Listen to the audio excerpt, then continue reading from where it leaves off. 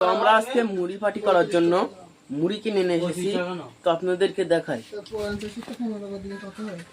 দেখুন এগুলো কিন্তু এক্ষুনি মাখানো হবে, তো দেখতেই থাকেন। এসেছিলাম লেবু পাড়তে, লেবু পেড়ে আমরা এখন চলে যাচ্ছি। তো চলেন গন্তব্যস্থানে যাওয়া যাক।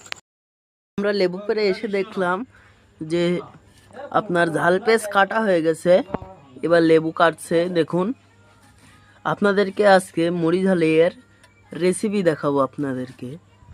লেবু কেটে এসে আমাদের এখন মাখানো হবে, তো দেখুন কিভাবে মাখাই। কয়েল নেই হয়ে গেছে।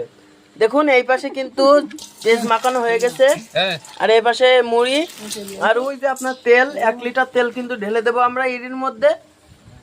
দেখুন এই যে তেল চলে আসলো আমাদের মঞ্চে।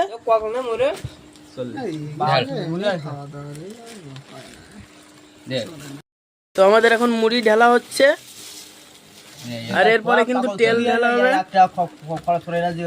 নাও তেলটা ঢেলে দাও। দেখুন তেল ঢালা হচ্ছে। তো আমাদের এখন মুড়ি খাওয়া হচ্ছে। দেখুন সবাই মিলে কিন্তু হাত লাগিয়ে বসিয়ে দিলাম।